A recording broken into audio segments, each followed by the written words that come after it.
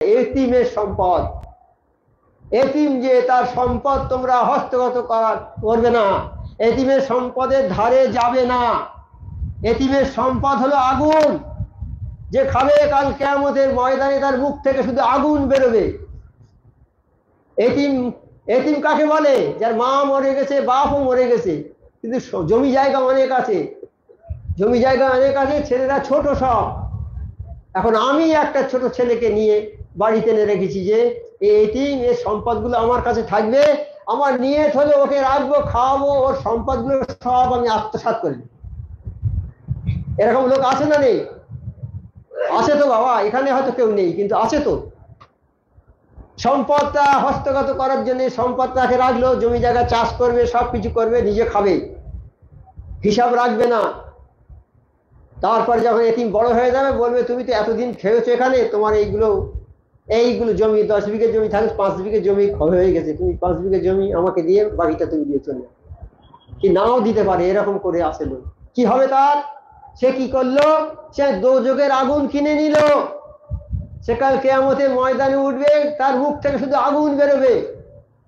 অপরপক্ষে কোনো মানুষ যদি একটা এতিমের সন্তানকে বাড়ি নিয়ে আসে, তার জমি জায়গা অনেক আছে, কিন্তু তার নিয়ে সে মরে গেছে, তার বাপ মা, তাকে আমি লালন পালন করব।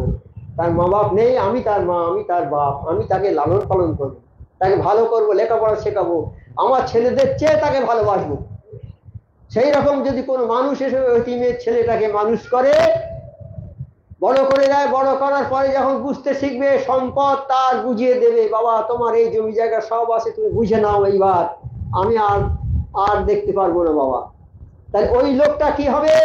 আমার নবী পাক সাল্লাল্লাহু আলাইহি ওয়াসাল্লাম বলেছে, ওই লোকটা আমার সঙ্গে জান্নাতে থাকবে, যে জান্নাতে আমি থাকবো, স্পেশাল জান্নাত, যে জান্নাতে আমি থাকবো, আমার পাশে থাকবে, দুটো আঙুল যেমন থাকে পাশাপাশি, একটা থাকবে নবী পাক সাল্লাল্লাহু আলাইহি ওয়াসাল্লাম, আর এইটা থাকবে সেই লোক যে ওই এতিমকে মানুষ করেছে। গরিব মানুষ তো, তাদের সন্তান অনেক আছে, কিন্তু বড় বিরাট বিরাট ধনী লোক, তাদের সন্তান নেই।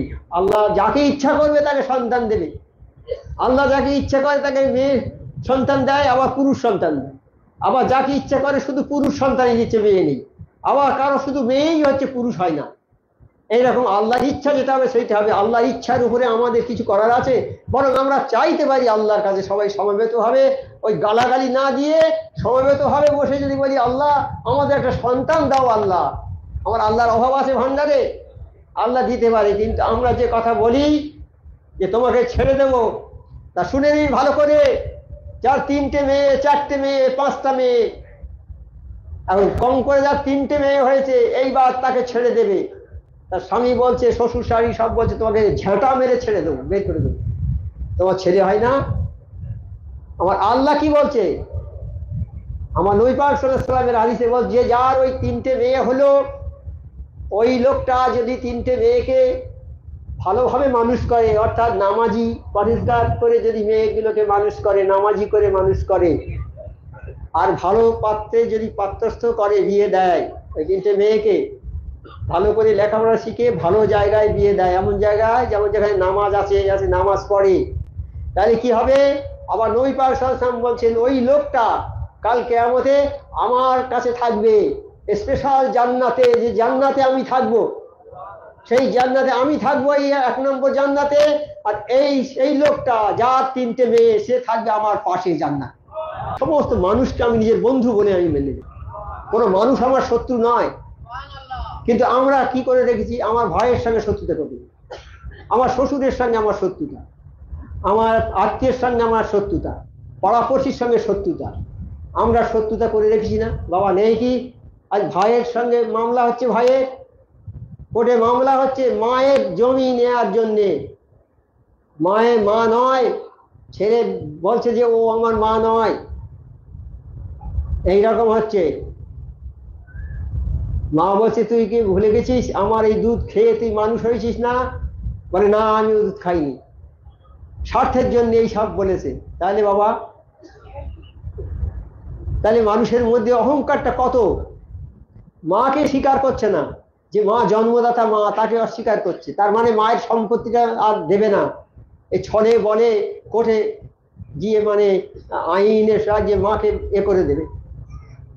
তাই আমার আল্লাহ বলেছেন, আমার আল্লাহ জানতেন যে তোমরা কোনো সম্পত্তি হস্তগত করার জন্যে কোর্টের দ্বারস্থ হবে না। কালাম পাকে পরিষ্কার বলা আছে যে তোমরা যারা ধনী মানুষ তারা গরিবের সম্পদটা হস্তগত করার জন্য অর্থাৎ নেওয়ার জন্যে কোর্টে যাবে না, কেস করবে না। আমার আল্লাহ জানতেন না? সব জানেন। জানেন বলেই তো এইগুলো কথা কালাম পাকে দিয়ে দিয়েছে যে তোমরা এইগুলো করবে না বাবা। গরিব মানুষ একবার যাবে সাব ডিভিশনাল কোর্ট মানে মহকুমা কোর্টে যাবে। আমাদের মহকুমা আলিপুর, তো এখন তো ওদের ক্যানিং মহকুমা হয়েছে, যার যার মহকুমা নতুন নতুন হয়েছে। যাই হোক, ক্যানিং মহকুমা এখন ওখানে কোর্ট হয়েছে সাব ডিভিশন কোর্ট। প্রথম কেস হবে ওখানে সাব ডিভিশন কোর্টে, তারপর হবে ডিস্ট্রিক্ট আদালতে, জেলা আদালতে, মহকুমার পর জেলা, তারপরে হবে হাইকোর্টে, তারপর হবে সুপ্রিম কোর্টে। এই 4 জায়গায় কেস হবে। আমি একটা জায়গায় হেরে গেলুম, আবার আপিল করলুম, ওখানে এসডিও কোর্টে হেরে গেলুম, আবার আপিল করে দিলাম জজ কোর্টে, জজ কোর্টে হেরে গেলুম, হাইকোর্টে আপিল করে দিলাম, হাইকোর্টে হেরে গেলুম। এবার আমি তো ধনী লোক, হাইকোর্টেও হেরে গেলুম। গরিব মানুষের সুপ্রিম কোর্টে যেতে পারবে না, পারবে বাবা? সুপ্রিম কোর্টে যেতে পারলো না, এই সুপ্রিম কোর্টে গেল, গিয়ে জমিটা নিয়ে নিলে। তো তুমি কি নিলে, কি কিনলে, কি তুমি দোজখের আগুনটাকে তুমি কিনে নিলে বাবা। অহংকারের কথা এইটা, মানে অহংকার।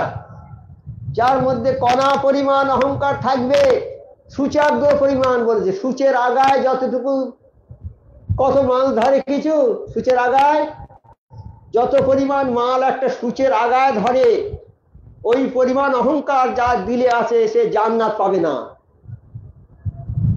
জান্নাত সে পাবে না। আর ওই পরিমাণ ঈমান যার মধ্যে আছে, সূচাগ্র পরিমাণ ঈমান যার মধ্যে আছে, আল্লাহ তাকে দোজখের আগুনে জ্বালাবে না। ডাক্তারের কাছে গেলে রোগ সেরে গেল, ডাক্তারের কাছে গিয়ে এই কথা বলা মানে শিরক করলে। আমাদের রোগ বলা হয়, আমরা যাই গিয়ে বলি ভাই কেমন আছেন, মানে ভাই খুব শরীরটা খারাপ ছিল, ওই ডাক্তারের কাছে গিয়ে রোগটা সেরে গেছে।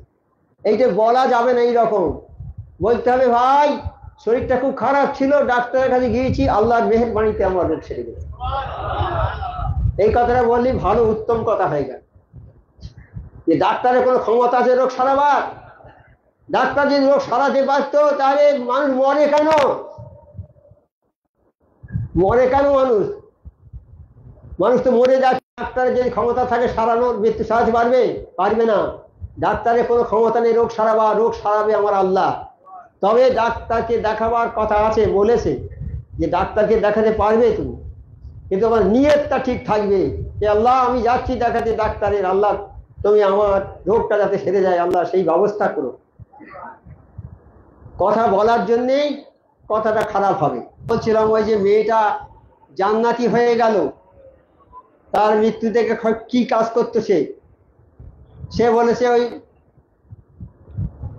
5 ওয়াক্ত নামাজ পড়েছে, 5 ওয়াক্ত নামাজ পড়েছে, ওজিয়া পড়েছে, স্বামী শ্বশুর শাশুড়িকে খেদমত করেছে, আর নবী সাল্লাল্লাহু আলাইহি ওয়াসাল্লামের হুকুমটা মেনেছে। আজকে আমার মা বোনেরা সেই কাজগুলোই করে না। 1 নম্বর নামাজও পড়ে না, ওজিফাও পড়ে না, যদি বা নামাজ ওজিফা পড়ে শ্বশুর শাশুড়িকে দেখতে পারে না। এইবার যদি নামাজ পড়ে, ওজিফা পড়ে, শ্বশুর শাশুড়ি দেখতে পারে, কিন্তু কামেল মসজিদের কিছু হুকুম মানে না। তাহলে সব তো মানতে হবে হুকুমগুলো, একটা করবে আর একটা করবে না, হবে কিছু বাবা? আবার মা বোন যারা আজকে আছে দেখছে, অনুষ্ঠান দেখছে, তারা যেন শ্বশুর শাশুড়িকে সেবা যত্ন করে ভালো। শ্বশুর শাশুড়ি আজকাল বউরা এসে দেখতে পারে না। আবার শ্বশুর শাশুড়িরা অনেক আছে, যে একটা পরের মেয়ে এলো বাড়িতে, তার প্রতি যেন আর তার প্রতি ভালোবাসা নেই, তাকে একবার মানে তার উপরে খারাপ ব্যবহার, সব সময় তার সঙ্গে বাজে ব্যবহার করবে। সে একটা নতুন মেয়ে এলো শ্বশুর বাড়ি, শ্বশুর শাশুড়ি তাদের ভালো নিজের মেয়ের মতো যত্ন করবে, তবে তো সে শ্বশুর শাশুড়িকে ভালোবাসবে, তা বাসবে না। এই শ্বশুর শাশুড়িদের এও দোষটা আছে, শাশুড়িদের এটা দোষ আছে। এই দোষটা বাবা আল্লাহর বিচার, সূক্ষ্ম বিচার। তুমি যতই বড় হও না, তোমার যদি খারাপ আচরণ হয়, সেই আচরণের বদলা দিতে হবে তোমার কাল কিয়ামতের ময়দানে। কেউ ছাড় পাবে না, কেউ ছাড় পাবে না। আমি শাশুড়ি বলে আমি লাট সাহেব নয়, আর আমি বউ বলে আমিও লাট সাহেব না। শাশুড়ি যেমন বউকে ভালোবাসবে, বউ তেমন শাশুড়ি শ্বশুরকে ভালোবাসবে। বাঁচতে হবে, এটা তো নিস্তার পাবে না কেউ, সবাই জাহান নামে ঢুকে যাবে। কাজী সাবধান হয়ে যাও বাবা, সাবধান হয়ে যাও। এই শ্বশুরি শাশুড়ি বউয়ের ঝগড়া এমন কোনো বাড়ি নেই যে সেখানে হয় না। এটা না হয় জানো, আজ থেকে সাবধান হয়ে যান সবাই। আর এই দরবারটা হচ্ছে পরিবর্তনের দরবার। যে মানুষ কোনোদিন নামাজ পড়ে নাই, হালাল খায় নাই, এই দরবারে ওজিফা পড়তে লাগলো এবং সুদ ঘুষ সব ত্যাগ করে ফেললো। এই দরবারে যারা এলো তারা নামাজি ছিল না, বেনামাজি ছিল, নামাজ ধরে ফেললো, 5 ওয়াক্ত ওজিফা পড়তে লাগলো, সুদ ঘুষ যা ছিল সব ত্যাগ করলো, সুদ ঘুষ থাকলো না তাদের আর। তাহলে এই দরবার কি আছে, ওজিফা কি আছে, একবার চিন্তা করে দেখুন এই দরবারটা কি আছে। নবী সাল্লাল্লাহু আলাইহি ওয়াসাল্লাম, আল্লাহর হাবিব নবী সাল্লাল্লাহু আলাইহি ওয়াসাল্লামের যে ফরমাবরদারি করবে সে যেন 1,24,000 পয়গম্বরের ফরমাবরদারি করলো। নবী পাক সাল্লাল্লাহু আলাইহি ওয়াসাল্লামের যে ফরমাবরদারি করবে সে যেন 1,24,000 পয়গম্বরের ফরমাবরদারি করলো। আল্লাহ বলেন আমার নবীর ফরমাবরদারি করো। আল্লাহ আবার বলেন আমার নবী যখন থাকবে না তখন নবীর ওয়ারিস কামেল ওলিয়া আল্লাহগণের ফরমাবরদারি করো। নবী পাক যখন থাকবে না তখন কামেল ওলিয়া আল্লাহর ফরমাবরদারি করো। অর্থাৎ নবীর দরবার যখন থাকবে নবীর দরবারে যাবে, নবীর অবর্তমানে কামেল ওলিয়া আল্লাহর দরবারে তোমাকে যেতে হবে। তোমার মহব্বতের জিনিস হলো আল্লাহ, রসুল ও কামিল মুর্শিদ। আমাদের মহব্বতের জিনিস হচ্ছে আল্লাহ, রসুল এবং কামিল মুর্শিদগণ। এদের সহিত ভালোবাসা রাখবে, মহব্বত রাখবে। আল্লাহ, রসুল, কামিল মুর্শিদগণকে দেখতে পাইনি, তাদের নিদর্শনগুলোকে যদি তাজিম করো, মহব্বত করো, তাহলে নবীর সহিত কিয়ামতে তোমার হিসাব হবে। নামাজ পড়েছো, আল্লাহ যদি কবুল করে তবে সওয়াব পাবে, কিন্তু তাজিমের বরাবর কিছুই নাই। যে কথাটা একটু আগেই বলে গেলাম, তাজিম করা, সামান্য তাজিম হাজার হাজার নফল ইবাদত অপেক্ষা উত্তম। সামান্য তাজিম, একটু তাজিম করবে তুমি সুফি আজম গাজী রহমতুল্লাহকে, ও একটু তাজিম করবো আমরা সুফি আজম গাজী রহমতুল্লাহকে, তার দরবারকে, ওজিফাকে, ওর সুকুলকে, তুমি হাজার হাজার শহীদের সমান সওয়াব পেয়ে যাবে। নামাজকে যারা হেফাজত করেছে তারা বেহিসাব জান্নাতি। নামাজকে যারা হেফাজত করেছে, সুফি আজম গাজী রহমতুল্লাহ মুরিদগণ নামাজকে হেফাজত করেছেন। সুফি আজম গাজী রহমতুল্লাহ মুরিদগণ নামাজকে হেফাজত করেছেন। তারা যেখানেই থাকবে, ট্রেনে, বাসে, এমনকি 80 ফুট ভাড়ার উপরে অজু করার কোনো উপায় নাই, তৈমুম করে তারা নামাজকে আদায় করছে।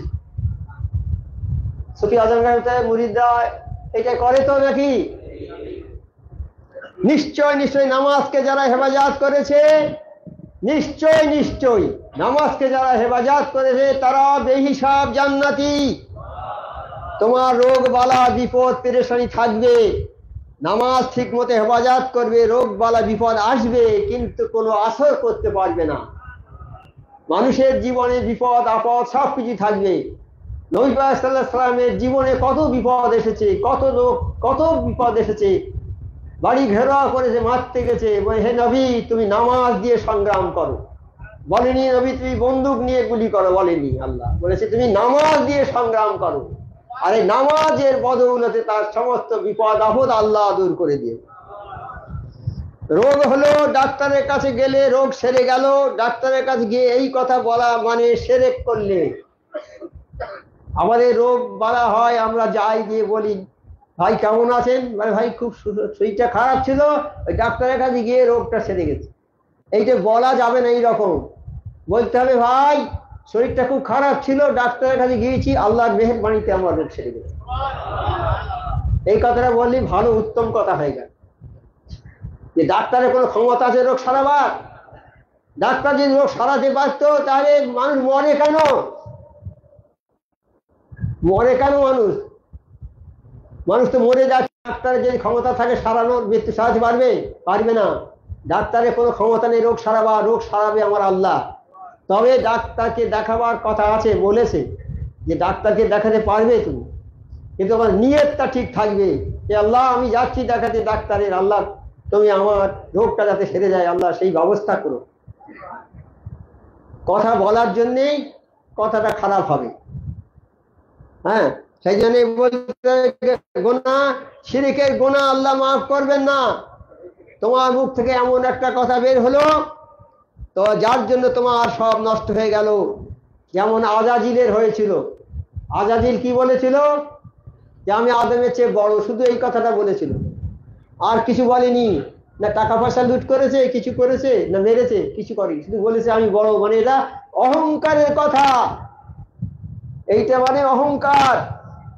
যার মধ্যে কণা পরিমাণ অহংকার থাকবে, সূচাগ্র পরিমাণ বলেছে, সূচের আগায় যতটুকু, কত মাল ধরে কিছু, সূচের আগায় যত পরিমাণ মাল একটা সূচের আগায় ধরে, ওই পরিমাণ অহংকার যার দিলে আছে সে জান্নাত পাবে না। জান্নাত সে পাবে না। আর ওই পরিমাণ ঈমান যার মধ্যে আছে, সূচাগ্র পরিমাণ ঈমান যার মধ্যে আছে, আল্লাহ তাকে দোজখের আগুনে জ্বালাবে না।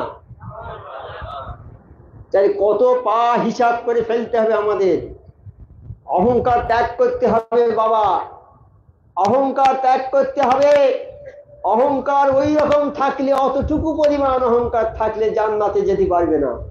তাহলে আমরা আজ থেকে অহংকার বলে কিছু আছে সেটা ত্যাগ করব। অহংকার যখন ত্যাগ করবে দেখেন সব তরবারি হয়ে যাবে কাষ্ঠের তরবারি। আর আরববাসীর আগে যুদ্ধ করতো, সবাই এক একটা গোত্র থাকতো, সবাই তরবারি চালনা করতো। তরবারি ছোটবেলা থেকে তরবারি শিক্ষা দিত, যুদ্ধ শিক্ষা দিত। তরবারি থাকবে, দুটো দুটো গোষ্ঠী যখন দ্বন্দ্ব বেঁধে যাবে ওই তরবারি চালাবে সব, হ্যাঁ খুন যখন হয়ে যাবে, এরকম ছিল। তো যদি আমরা, যখনই আমরা হিংসা আমাদের মধ্যে থাকবে না, যখন আমরা হিংসা ত্যাগ করবো, ওই তরবারিগুলো তখন আর তরবারি থাকবে না, ওগুলো কাঠের তরবারি হয়ে যাবে। তখন আর কেউ চালাবে না তরবারি, ফেলে দেবে দূর করে। নয়তো আমরা, আমাদের মধ্যে ঈমান থাকবে না। অহংকার যখন ফুচি থাকবে তখন আমরা লাঠি বন্ধন বন্দুক নিয়ে বেরোবো লোকের মারার জন্য। অহংকারটা যদি না থাকে তাহলে ওসব নিস্তেজ হয়ে যাবে, ওর কোনো মূল্য থাকবে না, লাঠির কোনো মূল্য থাকবে না, ওই বন্দুকের কোনো মূল্য থাকবে না।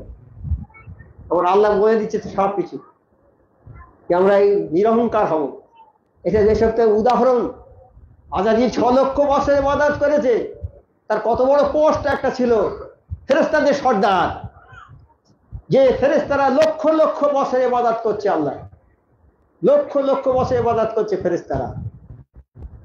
এই ফেরেশতাদের চেয়ে তাদের হেড করে দিয়েছে, ফেরেশতাদের সর্দার করে দিয়েছে আজাজিলকে। কিন্তু তার মধ্যেই অহংকার আছে, অহংকার ছিল যে আমি আদমের চেয়ে বড়। যখন আল্লাহ বললো সেজদা করতে, বললো না আমি সেজদা করবো না। আল্লাহ বললে আমি তো সেজদা করতে বলি, আদমকে সেজদা করতে বলেছি, করলে না কেন? বলছি আদম আমার চেয়ে ছোট, আমি সেজদা করবো কেন? আল্লাহ বলেন কে ছোট?